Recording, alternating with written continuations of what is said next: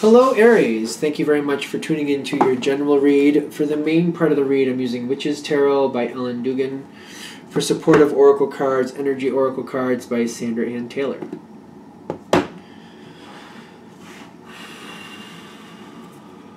Aries. Alright, what do we got for Aries? We're going to push that all the way there. Okay, I'm going to move my coffee cup. Now, I do think we want to go there. Alright, now...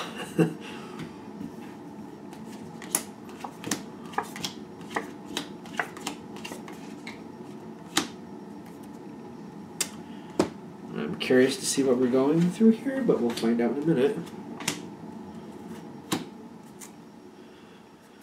Door to Spirit. Alright, so my first thought when I'm seeing Door to Spirit is like they're trying to give you the gist of what you're heading for so that you can make a better decision. Okay. So they're trying to help you move forward. Like a situation is going to play out the way it's going to play out, but you might be able to shortcut your involvement with it. And I'm going to start with the beginning and end and then getting to the middle because that's how it came out. You have the Nine of Wands with the Angel of Balance. I feel like from day one of whatever you're dealing with, you've had to hold your ground. And to keep balance, to keep the situation going, you've had to hold your ground the whole time. Feels like you currently do from beginning to end. You're constantly holding your ground to keep the situation afloat. Now, what you're heading for is what we really need to get to. And then we'll come back into the center. But basically what you're heading for, that way you're not seeing this in the... So you're seeing this in the proper light. You're heading for the Death card with financial restraints. The situation is lacking. No matter if it's got money to deal, whether it's dealing with money or not, it's lacking. The situation is severely lacking. It will eventually lead to its demise. So they want you to know this is where you're heading, so that way when you're seeing what you're dealing with in the center, it will color your perception of it to help you make a better decision and how long you're going to be involved with this. Because it's a situation, even though you're holding your ground, you do enjoy and you do feel a success from. But it's kind of like you also got that Four of Cups energy coming in too. In the sense of like, I just got to get that last piece in place. And it's that last piece that you can't seem to get your hands on. Or even worse, for some of you, you got 3 cups lined up correctly. The fourth one, you finally get the fourth one. You get that standing up straight. And then one of the other cups fell over. You have to go fix that. Then a different cup fell over. It's just you're constantly running to pick up cups. You secure 3 of them, the fourth one falls over, and it just keeps happening. And you keep fighting. This is why you're constantly standing your ground. It's kind of an analogy. For everything you fix, something else keeps falling through. And you go to fix that. Something else falls through. This just keeps happening over and over. Now, what I'm getting here, in the environment, you got the Queen of Pentacles and the King of Cups. These are conducive energies, but if they believe a situation has to be run a certain way, they'll work together that way. These have a lot of influence over each other. I don't see as one outweighing the other, but what I do feel is like when these are online, they greatly influence the other. So if one of them thinks this is a situation that has to be run a certain way and you can't change it, it has to go this way, the other person will match that energy and support it and help keep it there. Kind of like the infinity between these two. Earth and water tend to go well together, except when they're opposites. So, like Pisces and Virgo are opposites. They don't usually match. Capricorn and Cancer, they're opposites. They don't usually match, usually. And Scorpio and Taurus are opposites. They don't usually match. So, what I'm getting here, though, is this seems to be working together well. In the sense of like they're seeing eye to eye. Whatever you're dealing with, that energy seems to be feeding off itself, which I'm noticing an air of lacking, an air of like this isn't working out or it's a struggle.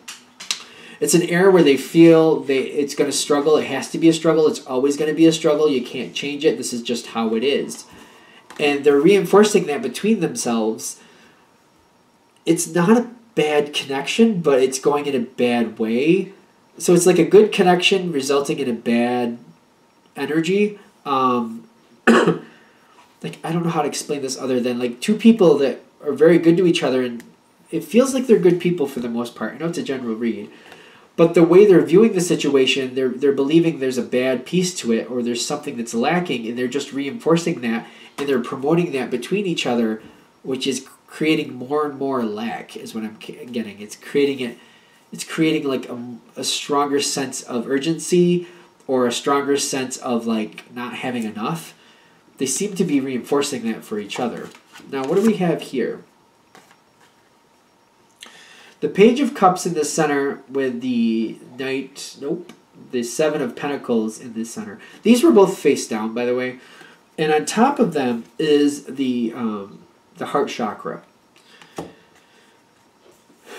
Because of the way these people view the situation, it could be more than one person, but it's basically saying this is a situation where people are agreeing that the situation is not the best and it can't be fixed, basically. They're looking for a way out of it is what I'm getting. And they're just waiting to see how long before we can get out. I'm getting that with the Seven of Pentacles, kind of like when can we pick the fruit? In other words, pick the fruit and get out of here. And I feel like they're just kind of like, it's a bittersweet feel. How much longer do we have to do this? And I feel like that's the heart chakra on top of it is telling me that like they're like looking forward to that moment where they can step away from this and move on from the situation. But it seems like they're dedicated that this situation will end. Thus, we're going to have the Death card and the lack of resource at the end. Because it's like a self-fulfilling prophecy. It's not something you're doing, but it's something other people are doing. I actually feel you hitting the tower when this actually happens because you're constantly trying to make it better. You're seeing possibility. You're seeing hope. You keep running to try to fix things. People keep knocking over cups on you. For every two things you fix, one thing goes wrong. You know what I mean? When it finally falls in, I feel like you're not expecting it. That's what they're trying to give you a heads up. They're like, this situation, because it's out of your control, it's these other people, it's destined to fail, is kind of what I'm getting. I'm trying to put like a more of a happier spin on it, but it does feel like that. And I don't feel like you have the ability to influence these people. Because I even feel like when you go towards these people, they'll congratulate you on a job well done, and they'll smile and nod to your face, but behind the scenes they feel very pessimistic, and it's bringing in this Nine of Swords energy, which is eventually going to lead to the end.